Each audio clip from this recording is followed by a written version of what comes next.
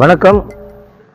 RS studio diary YouTube channel மூலமா இப்போ நம்ம பார்க்க போகிறவங்க யாருன்னு கேட்டால் பல பேர் பாராட்டுற அளவுக்கு இன்றைக்கி பொம்மலாட்ட கலைஞராக இருக்கிற நம்ம புதுவை சார்ந்த எலிசபெத் ராணின்றவங்களை இன்றைக்கி நம்ம சந்திக்க போகிறோம்.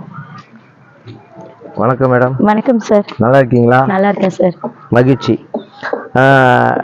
நீங்கள் புதுச்சேரியில் நீண்ட காலமாக பொம்மலாட்ட கலைஞராக இருக்கீங்க. நீங்கள் இது வரைக்கும் இந்த கலைத்துறையில் பயணம் செஞ்சது என்னென்ன சாதனைகள் படைச்சிருக்கீங்க, எவ்வளோ பேர்கிட்ட பாராட்டுக்கள் வாங்கியிருக்கிறீங்கன்றதை தெரிஞ்சிக்க நாங்கள் ரொம்ப ஆவலாக இருக்கிறோம்.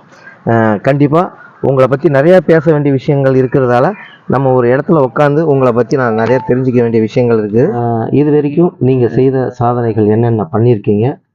முதல் கேள்வியே ஒரு சின்ன விதைய பெரிய ஆலமரமாக வளர்ந்த கதையை கேட்குறீங்க. இது கதையும் கிடையாது, நிஜமான ஒரு விஷயங்களை உங்களோட பகிர்ந்துக்க போகிறேன். ஒரு பொம்மலாட்ட கலைஞர் அப்படின்ற இந்த நேம் கிரெடிட் ஆகிறதுக்கு முன்னாடி நான் ஒரு சமூக பணியாளராக தான் வாழ்ந்திருக்கேன். எனக்கு சின்ன வயசுலேயே பிறருக்காக வாழணுன்றது என்னுடைய பள்ளி பருவத்தில் என்னுடைய ஆசிரியர்கள், என்னோடய பெற்றோர்கள் எனக்கு கொடுத்த ஒரு மிகப்பெரிய ஒரு கிஃப்ட் அப்படின்னு சொல்லலாம். அது நாளடைவில் என்னுடைய திருமண வாழ்க்கைக்கு அப்புறமும் அது அப்படியே தான் தொடர்ந்தது. எவ்வளோ ஆண்டு காலமாக இந்த பொம்மலாட்ட துறையில் நீங்கள் பயணம் செஞ்சிட்ருக்கீங்க? நான் ஒரு 10 ஆண்டு கால மேலே இந்த பொம்மலாட்ட கலையில் நான் பயணம் செஞ்சிட்ருக்கேன். பொம்மலாட்டம்ன்றது தோல்பாவை அப்படிதான். 2000 ஆண்டுகளுக்கு முன்னாடி தோல்பாவை என்ற இந்த கலை தான் பொம்மலாட்ட கலையாக இருந்தது. ஆனால் இது அப்படியே கொஞ்சம் கொஞ்சமாக மருவி நிழல் பொம்மலாட்டம், ஒளி பொம்மலாட்டம், கயிறு பொம்மலாட்டம், கைப்பாவை பொம்மலாட்டம்னு பல வகை இருக்குது. தன்னம்பிக்கை கலைக்குழு உஷா அப்படின்னு சொன்னாங்கன்னா கைப்பாவை பொம்மலாட்டம். இந்த பொம்மலாட்டத்தை நான் ஒரு பார்வையற்றவங்களை உள்ளடக்கி இந்த பொம்மலாட்ட கலைக்குழுவை ஆரம்பித்தேன். பாவை பொம்மலாட்டம்னா என்னன்னு நாங்கள் தெரிஞ்சுக்கலாங்களா? கைப்பாவைன்னா உங்களுக்கு கையுறை மாதிரி இருக்கும் உள்ள. ஆமா, கைப்பாவை பொம்மலாட்டம் அது பேரு. அதுல பாத்தீங்கன்னா 5 விரல் அசையக்கூடிய கைப்பாவை இருக்கு, 3 விரல் அசையக்கூடிய கைப்பாவை பொம்மைகளும் இருக்கு. நான் பண்றது பாத்தீங்கன்னா 5 விரல் அசைக்கக்கூடிய கைப்பாவை பொம்மலாட்டம். நாங்க திரைக்கு உள்ள இருந்துகிட்டு பொம்மை கதை சொல்ற மாதிரி கதைகள் பேசிட்டு இருப்போம். இப்போ உங்களோட குழுல எத்தனை பேர் இருக்காங்க? அவங்களோட பங்களிப்பு என்ன? இந்த குழுவில் பார்த்தீங்கன்னா ஆரம்பிக்கிறப்ப நான் தனியாக ஆரம்பித்தேன். அப்படி நான் ஒரு பார்வையற்றவர்களுக்காக பணி செஞ்சிட்ருக்கப்ப அங்கேருந்து ஒரு சகோதரி கேட்டாங்க, நீங்கள் நிறைய பொம்மலாட்டம் மூலயமா நிறைய சமுதாயம் சார்ந்த செயல்பாடுகளை பண்ணிகிட்ருக்கீங்க. ஆனால் நான் எம்ஏ பிஎட் படிச்சிருக்கேன், எனக்கு பார்வை இல்லை, ஆனால் நானும் உங்களோட சேர்ந்து இந்த மாதிரியான சமூக சிந்தனைகளை விதைக்கணும்னு கேட்டாங்க. அதுக்கப்புறமேட்டு தான் இந்த பார்வையற்றவங்களை ஒருங்கிணைச்சு அவங்களுக்கு என்னுடைய நண்பர்கள் பொம்மலாட்ட கலையில் ஆல்ரெடி நிறைய விஷயங்கள் பண்ணிகிட்ருக்காங்க. அவங்க மூலயமா இவங்களுக்கு எல்லாருக்கும் இந்த குரல் வளம் எப்படி கொடுக்கணும், கை அசைவுகள் எப்படி இருக்கணும்னு சொல்லிட்டு அவங்களுக்கு பயிற்சிகளை கொடுத்து நாங்கள் ஒரு 6 பேர் கொண்ட ஒரு குழுவினராக இந்த தன்னம்பிக்கை கலைக்குழு செயல்பட்டாங்க. இப்போ ஒரு டைம் பொம்மலாட்ட கலைஞரை அந்த விழிப்புணர்வுக்காக கூப்பிட்டுருந்தோம். அவர் பார்த்தீங்கன்னா ஒரு தேசிய விருதாளர். அவர் நல்லாசிரியர் விருது பெற்றிருக்காங்க, ஐயா திரு தண்டபாணி ஐயா. அவங்க அந்த குழுவினர் அந்த நிகழ்வுக்காக வராங்க. என்னோட இந்த பொம்மலாட்ட கலையில் இருக்கக்கூடிய ஒரு நபர் வரல, என்ன பண்ண போறேன்னு தெரியல அப்படின்ற எப்பயுமே ஒரு கலைஞர்களுக்குள்ள ஒரு பதட்டம் இருக்கும். ஐயா மிகப்பெரிய நல்லாசிரியர் விருது, அவர் ஆளே இல்லாமல் கூட அந்த நிகழ்ச்சி நடத்தலாம். ஆனால் நானாக வாலண்டியராக போயிட்டு ஐயா எனக்கு இந்த பொம்மலாட்ட கலையை ரொம்ப பிடிக்கும், கண்டென்ட் எல்லாம் என் குழந்தைங்களுக்கு என்ன சொல்லணும், மக்களுக்கு என்ன சொல்லணுன்றது எனக்கே தெரியும், நானும் உங்களோட ஜாயின் பண்ணிக்கிறேன் அப்படின்னு சொல்லிட்டு அந்த நிகழ்வில் உள்ளே போகிறேன். அப்போ தான் முதல் முறையாக ஒரு பொம்மலாட்டம்னா இப்படி தான் இருக்கும், அந்த திரையினா இப்படி தான் இருக்கும் அப்படின்னு சொல்லிட்டு உள்ளே போகிறேன். அது தோல்பாவை கூத்து நான் அன்னைக்கு ஐயா மக்களுக்காக பண்ணாங்க. அப்போ அது உள்ளே போயிட்டு உட்காந்து நிறைய கதைகள் பேசினேன், குழந்தைகளுக்கான உரிமை பாடல்கள் பாடினேன். அவ்வளோ சூப்பராக அந்த நிகழ்ச்சி இருந்தது. முதல் முறையாக ஒரு மிக சிறந்த ஒரு பொம்மலாட்ட கலைஞர், ஐயோ பரவாயில்லம்மா இவ்வளோ சூப்பராக பண்ணிட்டா அப்படின்னு சொல்லி அவர்கிட்ட இருந்து வாங்கின அந்த ஒரு பாராட்டு. அன்னைக்கு தான் முதல் முறையாக இந்த பொம்மலாட்ட கலையை சுவைக்க ஆரம்பித்தேன். அப்படியே நாளடைவில் அப்படியே கொஞ்சம் அங்கேருந்து பணிமாற்றம் செஞ்சு ஒரு சிறப்பு பள்ளிக்கூடத்தில் கதை சொல்லும் ஆசிரியராக பணி செஞ்சேன். உங்களோட நிகழ்ச்சிகள் எல்லாமே எந்தெந்த மாதிரி இடத்துல உங்கள் நிகழ்ச்சிகள் நடைபெறும்ன்றதை நாங்கள் தெரிஞ்சுக்கலாமா? பள்ளி மற்றும் கல்லூரி, பொது இடங்களில், எங்க வேணாலும் இந்த சமுதாய சிந்தனைகளுக்காக நாங்க பொம்மலாட்டம் மூலயமா குரல் கொடுத்துருக்கோம். அரசு சார்ந்த நிகழ்ச்சியெல்லாம் நீங்கள் செய்திருக்கீங்களா? கண்டிப்பா. நாங்க வந்து டெங்கு விழிப்புணர்வு, கோவிட்-19 இந்த மாதிரியான நிறைய விழிப்புணர்வுகள் அரசு சார்ந்த மற்றும் அரசு சாராமல் இருக்கக்கூடிய என்ஜிஓஸ், தொழிற்சாலைகள், யாரா இருந்தாலும் ஒரு தனி நபர் கூட ஒரு நல்ல ஒரு சிந்தனைகளோட மக்களுக்கு விழிப்புணர்வுன்னு கேட்டாங்கன்னா எங்க வேணாலும் நாங்க இறங்கி பண்ணியிருக்கோம். அஷிபாவோட வழக்கு அப்பெல்லாம் பார்த்தீங்கன்னா ரோட்ல உட்காந்து மெயின் ரோட்ல ஒரு போஸ்ட் ஆஃபீஸ் எதிர்க்கல அந்த குழந்தைக்காக குரல் கொடுத்துருக்கோம். இந்த மாதிரி நிறைய விஷயங்கள் பண்ணியிருக்கேன்.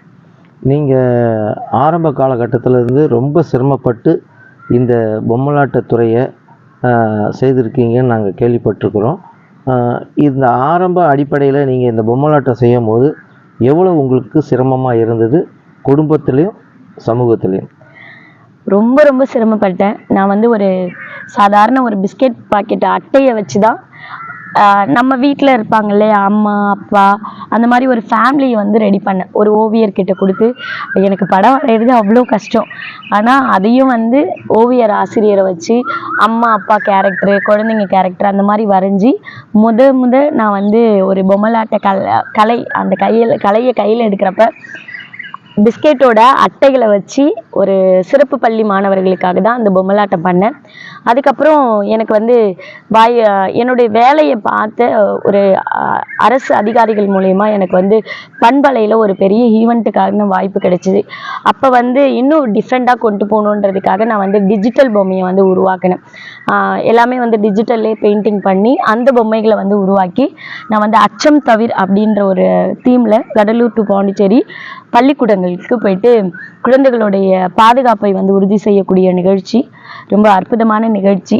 அந்த நிகழ்வில் தான் வந்து சூரிய பெண்மணி அப்படின்ற ஒரு நம்ம வாழ்க்கையில் சரியாக தான் போயிட்டுருக்கோமா அப்படின்னு நினைக்கிறப்ப இல்லை உங்களுடைய பயணம் சரியான பயணம் சொல்லிட்டு ஒரு நீதிபதி அம்மா அவர்களுடைய திருக்கரங்களால் ஒரு விருது கொடுக்குறப்ப அவ்வளோ மகிழ்ச்சியாக இருந்தது.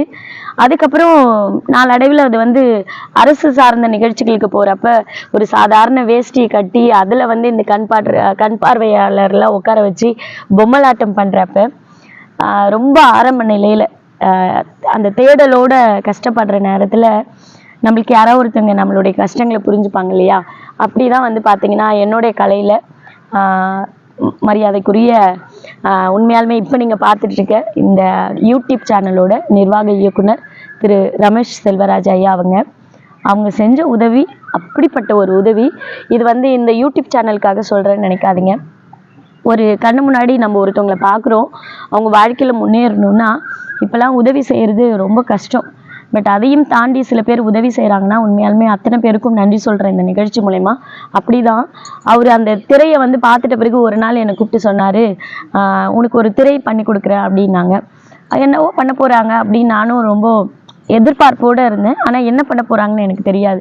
அப்போ ஒரு நாள் ஈவினிங் வந்து கால் பண்ணி அதை பண்ணிகிட்ருக்காங்க, ஆளுங்களாம் வேலை செஞ்சிட்ருக்காங்க, ரொம்ப பரபரப்பாக இருக்குது அந்த இடமே. ஆனால் அவர் ரொம்ப கரெக்டாக பண்ணிவிட்டு கடைசியாக என்னோடய ஃபோட்டோலாம் அந்த திரைக்கு முன்னாடி ஒட்டினதுக்கப்புறம் பயங்கர கண்ணீர் தான் வந்துச்சு எனக்கு. ஓ இப்படி நம்மளை உருவாக்கிட்டாங்க அப்படின்னு. அந்த திரை அமைப்பு வந்து அவ்வளோ பிரம்மாண்டமான அமைப்பு. அதுக்கு பின்னாடி ஒரு சோகம் இருந்தது. தன்னுடைய அக்கா வந்து இறந்துட்டாங்க. உண்மையாலுமே இந்த நேரத்தில் அந்த இடத்துல நான் இருந்தேன்னா என் கூட பிறந்த சகோதரியோ இல்லை சகோதரனோ இல்லை என் வீட்டில் ஒரு இறப்புன்னா நான் அந்த வேலை செய்வேனான்னு கேட்டிங்கன்னா அது எனக்கு ஒரு பெரிய கேள்விக்குறி தான். ஏன்னா டக்குனு எமோஷ்னல் டைப்பு. ஆனால் அவ்வளோ விஷயத்தையும் உள்ளே வச்சுக்கிட்டு இந்த கலைக்காக அந்த திரையை பண்ணி கொடுத்த அந்த தருணம் வாழ்க்கையில் மறக்கவே கூடாத தருணம். இந்த நேரத்தில் அவர்களுக்கும் அவர்களுடைய குடும்பத்தினர், அவங்க மனைவி, அவங்க குழந்தைங்க எல்லாருமே பங்கெடுத்தாங்க இந்த திரை அமைப்பில். அத்தனை பேருக்கும் இந்த பொம்மலாட்ட கலை நான் உயிரோடு இருக்கிற வரைக்கும் நன்றி என்ற உணர்வு எப்பொழுதுமே எனக்குள்ளே இருக்கும். அப்பா தான் சொல்லுவாங்க, வாழ்க்கையில் நன்றியும் மன்னிப்பையும் எப்பயுமே விட்டு கொடுக்காத அப்படின்னு சொல்லிக்கிட்டே இருப்பாங்க அப்பா இப்போ இல்லை, இருந்தாலும் அவர் சொல்லி கொடுத்த பாடம் எப்பயுமே மனசில் இருக்கும். இந்த நேரத்தில் இந்த நிகழ்ச்சி மூலயமா அவங்களுக்கு எல்லாருக்கும் ரொம்ப ரொம்ப நன்றி சொல்கிறேன். அவங்களால இன்னைக்கு எல்லாரும் உலகம் போன்ற அளவு உலக சாதனையா இருக்கட்டும், புதுவை தமிழ்ச்சங்க விருதுகளா இருக்கட்டும், பல்வேறு விருதுகள், பல்வேறு பாராட்டுகள், இன்னைக்கு யாருன்னே தெரியாதவங்களாம் எலிசபெத் மேமா, தன்னம்பிக்கை கலைக்குழு மேடமா அப்படின்னு கேட்குறாங்கன்னா அதுக்கு பின்னாடி எனக்கு நிறைய பேர் வழிகாட்டி என்னை வந்து நீ நல்லா பண்ணணும், இன்னும் நல்லா பண்ணணும், இன்னும் நல்லா பண்ணணும், தட்டி கொடுக்கறதும் இல்லாமல் வாய்ப்புகளை கொடுத்துருக்காங்க. குறிப்பாக நீங்கள் வந்து யாராவது ஒரு 5 நபரை சொல்லுங்கன்னு சொன்னால் நீங்கள் யார் யாரை சொல்லுவீங்க? அப்படி 5 நபர் அப்படி சொல்ல முடியாது. ஏன்னா வாழ்க்கை என்பது நம்ம வாழ்ந்துட்டு இருக்கு. இந்த நிமிடம் எனக்கு யாரோ ஒருத்தவங்க எனக்கு முக்கியமாக ஹெல்ப் பண்ணியிருப்பாங்க. அதனால் என் வாழ்க்கையில் நான் கடந்து வந்த 3 நபர், என்னுடைய பொம்மலாட்ட கலையின் மூத்த கலைஞர்கள், தேசிய விருதாளர் கலைமாமணி ராசப்பா சுந்தரி அம்மாள் அவர்களுக்கும், என்னுடைய அனைத்து மூத்த கலைஞர்களுக்கும் என்னுடைய முதல் நன்றி. 2வது நன்றி பார்த்தீங்கன்னா, இந்த கலை தாகமாக இருக்கட்டும், இல்லை எனக்குள்ளே இருக்க நற்குணங்களாக இருக்கட்டும், என்னுடைய தாய் தந்தையர் அவங்களுக்கு என்னுடைய ரொம்ப ரொம்ப நன்றி சொல்லணும். இந்த இடத்துல ரொம்ப முக்கியமானவருக்கு ஒரு நன்றி சொல்லணும். என்னுடைய கணவர், என்னோட பிள்ளைங்க, பல வழிகள், பல வேதனைகள் எல்லாத்தையும் கிராஸ் பண்ணி வரப்ப சில நேரங்களில் முடியாது அப்படின்லாம் சொல்லியிருக்காங்க. பட் அது எல்லாத்தையும் தடையெல்லாம் உடைச்சி இன்னைக்கு அவங்க வந்து ஒரு இடத்துக்கு என்னை கூப்பிட்டு வர்றதும், நீங்கள் வந்தால் எனக்கு பெருமைன்னு சொல்கிறதும், இந்த வாய்ப்பு கொடுத்ததும் இயற்கையும் என்னுடைய உழைப்பும் தான். என்னுடைய உழைப்புக்கும் என்னுடைய கான்ஃபிடென்ட்டுக்கும் மிக்க நன்றி மேடம். எங்களுக்காக வந்து உங்கள் நேரத்தை ஒதுக்கி உங்களோட ஆரம்ப காலகட்டத்திலேருந்து இன்னைக்கு ஒரு சில வெற்றி பாதைகளை நோக்கி போயிட்டுருக்கிறீங்க.